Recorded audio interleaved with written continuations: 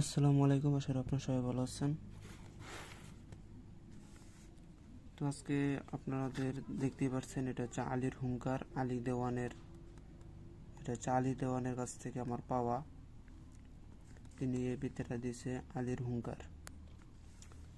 এই আলীর হুঙ্কার দিয়ে আপনারা কি করতে পারবেন? যদি রোগীর শরীরে কোনো জিনপুরি হাজির হয়, তাকে খেদাইতে পারবেন এই মন্ত্রের দ্বারায়। যদি তাকে মারতে হয়, তাও এই মন্ত্রের দ্বারা মেরে ফেল দিতে পারবেন। এমনও কোনো কোনো রোগী আছে যে যাদের উপরে কেউ কুফরি কালাম করে কোনো কিছু লাগাই দিছে তাদের শরীরে। হ্যাঁ, যদি এরকম ব্যক্তিরা, যদি যাদের শরীরে দোষী আছে বা যাদের শরীরে জাদু টোনা বান আছে, তারা যদি এই মন্ত্রটা মুখস্থ করে প্রত্যেক দিন 1 গ্লাস পানির ভিতরে যদি ফুঁক দেওয়া, যদি এভাবে 7 দিন খায়, চিরজীবনের জন্য তার শরীর থেকে চলে যাবে। যদি এভাবে 7 দিন খায়, প্রত্যেক দিন সকালবেলা করে। হ্যাঁ, এটা 7 দিন খাইতে হয় না, এটা শুধুমাত্র যখন এটা আপনার মুখস্থ থাকলে পারে, আপনি শুধু 1 জগ পানি বা একটা বালতি পানি নিয়ে ওটার ভিতরে 7 দফা মন্ত্র পড়ে 7টা ফুঁক মারবেন। ফুঁক মারার পরে বিসমিল্লাহ বইলা ওখান থেকে 1 চোল পানি মানে 3 বার নেবেন, 3 বারই ঢোক দিয়ে খাওয়া ফেল দিবেন। খাওয়ার পরে বাদ বাকি যে বালতির পানি আছে ওইটা দিয়ে আপনি গোসল করবেন। দেখবেন যে তখন থেকেই আপনি সমস্ত কিছু থেকে মুক্তি পেয়ে যাবেন। কিন্তু কি, যাদের অনেক দিন থেকে লাগানো আছে, তারা যদি 1 সপ্তাহ এইভাবে যদি পানি খায় বা এটা যদি পুড়ে যদি পানির মধ্যে ফুঁক দেয়, পানিতে গোসল করে, আবার এটা পুড়ে যদি তেলের মধ্যে ফুঁক দিয়ে, সরিষার তেলের মধ্যে ফুঁক দিয়ে, সরিষার তেল যদি শরীরে মাখে, এরকম করে নিয়মটা যদি 7 দিন পালন করে, চিরজীবনের জন্য তার শরীর থেকে চলে যাবে। কোনো কিছুই আর তার শরীরে থাকবে না, জাদু টান বা বান যেটাই বলেন, কোনো কিছু তার শরীরে থাকবে না। আর আপনারা যারা কবিরাজ আছেন তারা এটা মুখস্থ করে রাখবেন। এটাতে জিনপুরি দোষ এগুলো খেদানোর জন্য করে এটা প্রয়োগ করা হয়।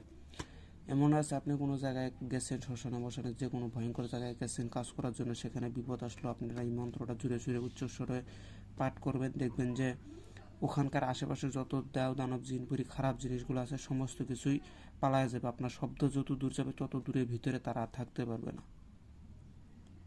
আবার এটাতে যদি কারো বাড়িতে যদি জিনপুরি থাকে, যদি সেখান থেকে জিনপুরি খেদাইতে চান, সেক্ষেত্রে মন্ত্রটা 1 বার করে পড়বেন, 1 বার করে হাতুর তালিতে ফুঁক দিয়া একটা তালি মারবেন। এভাবে 7 বার করে 7টা ফুঁক দিয়ে 7টা তালি মারবেন। দেখবেন যে আপনার তালির শব্দ যত দূর গেছে তত দূর জিনপুরি ভূত পেতনি যত কিছু আছে সব পলায়ন করবে। শুধুমাত্র যারা ভালো কাজ করে, যে উপরকার জিনিসগুলো যারা ভালো, তারাই একমাত্র থাকতে পারবে। খারাপ যেগুলো খারাপ নিয়ত যারা আসবে, তারা সমস্ত কিছুর, যদি ওখানে জোর বজোর করে থাকতেও চায়, তাদের শরীর পুরো ভস্ম হয়ে যাবে। সেজন্য করে তারা ওই জায়গায় থাকতে পারবে না। তো আমি মন্ত্রটা বলতেছি, যদি ভিডিওটা ভালো লাগে অবশ্যই একটা লাইক কমেন্ট শেয়ার করে আমার পাশেই থাকবেন। যদি কারো কোনো কিছু প্রয়োজন হয় অবশ্যই আমার সাথে যোগাযোগ করতে পারেন। যাবতীয় নেটের কারণে আমি হোয়াটসঅ্যাপে আপনাদের সাথে যোগাযোগ করতে পারতেছি না, আপনারা সরাসরি ফোন দিবেন।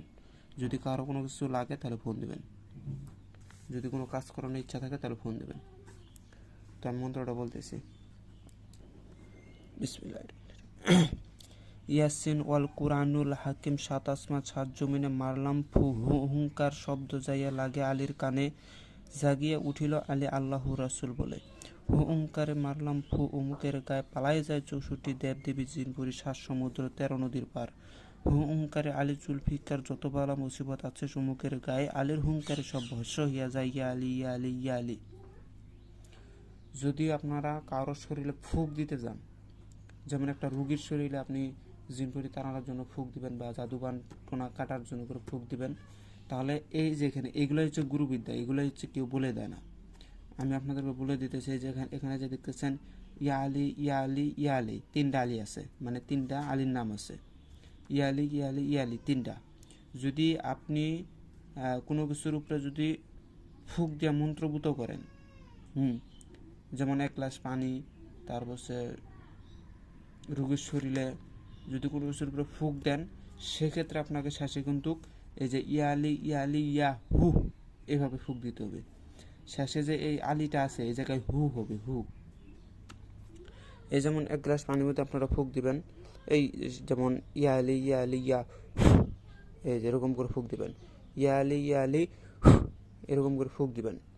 মানে আপনার হু যে যখন করবেন, হুয়ের যে মুখের থেকে যে বাতাসটা বাইরে, ওইটাই যেন পানির ভিতরে যা প্রবেশ করে, ওটাই যেন আপনার রোগীর শরীরে পড়ে, তাহলে আপনার দেখবেন যে কাজ কীভাবে হয়। আর যখন আপনি ইয়ালি ইয়ালি ইয়ালি বলবেন এভাবেও কাজ হবে, কিন্তু আমার ওস্তাদ বলছে যখন ইয়ালি ইয়ালি ইয়ালি থাকে শেষে আলির জায়গাত হু বসায় দেবে, মানে ইয়ালি ইয়ালি ইয়া হু এভাবে ফুঁক দিবেন, ইয়া হু এভাবে ফুঁক দিবেন। এই যে হু যখন করবেন তখন মুখ থেকে যে বাতাসটা বাইরে ওইটাই প্রয়োগ করবেন। তো এগুলো হচ্ছে ওস্তাদি বিদ্যা, আমি আপনাদেরকে দিয়ে দিলাম। এগুলো গুমর থাকে, যেমন এটার গুমরটা আমি ভাঙলাম। এভাবে অনেক কিছুর গুমর থাকে যেগুলো ওস্তাদরা ভাঙে দেয় না, যার কারণে শিষ্যরা কাজ করলেও কাজের ওই রকমের রেজাল্ট আসে না। আর অনেকেই আমাকে শেখার জন্য করে ফোন দিতেছেন। ভাই শেখার জন্য করে বলতে আমি তো অনেকজনকে শিখাইতেছি বা শিখাই, কিন্তু সবাইকে আমি শিখাই না। যারা আমার মনের মতো তাদেরকে শিখাই, নয়তো কাউকে শিখাই না। যারা আমাকে আমার দিকে তাকায়, যারা হচ্ছে আমাকে গুরু দক্ষিণা দেয়, টাইম মতন গুরু দক্ষিণা দেয়, গুরুর খেয়াল খবর রাখে একমাত্র তাদেরকেই আমি হচ্ছে শিখাই দিই। কেননা ভাই আমি ওস্তাদের পিছনে অনেক বছর ঘুরছি, টাকা পয়সা না ফুরাইলে কোনো ওস্তাদই কোনো কিছু শিখায় না ভাই, এটা মনে রাখবেন। হ্যাঁ আমার ওস্তাদ টাকা পয়সা খাইছে, কিন্তু সে মানে টাকা পয়সা খাইলেও কি মানে ওইরকম খায় নাই। খায় না বলতে আমি নিজের ইচ্ছা তাকে খাওয়াইছি, সে কোনো দিন বলে নাই যে আমাকে এই টাকা দে ওই টাকা দে, এটা বলে নাই। যার কারণে আমি তাদেরকে আমার ওস্তাদকে এরকম টাকা পয়সা মানে সে চায় নাই, আমি নিজ ইচ্ছায় দিছি। আমি নিজ ইচ্ছায় আমার ওস্তাদকে আমি টাকা দিছি এবং নিজ ইচ্ছায় আমার ওস্তাদকে দক্ষিণা দিছি। আমার ওস্তাদ যথেষ্ট পরিমাণ আমাকে ভালোবাসে, সে টাকার জন্য করে ভালোবাসে না, সে এমনিতেই ভালোবাসে। আর আমি এর জন্য টাকা আমার শিষ্যদের কাছ থেকে নেই, কেননা ভাই আমি অনেক বছর আমার ওস্তাদের পিছনে ঘুরছি, অনেক টাকা পয়সা ফুরাইছি। যদি আমার ওস্তাদ কোথাও কাজ করতে গেছে আমার নিজের টাকা দিয়ে আমি তাকে নিয়ে গেছি তার কাজের জন্য করে। আমি ওখানে যা শুধুমাত্র এটাই আমি শিখতে পারলাম যে সে কীভাবে কাজটা করে, আর আমি ওইটা খালি দেখি, এই এতটুকুই দেখার জন্য করে আমার নিজের টাকা ফুরাই আমার ওস্তাদকে নিয়ে নিয়ে যেতাম। তিনি কাজ করতো, আমি আর দেখতাম। তো যাই হোক, এ পর্যন্তই, সবাই ভালো থাকুন, খোদা হাফেজ, আসসালামু আলাইকুম।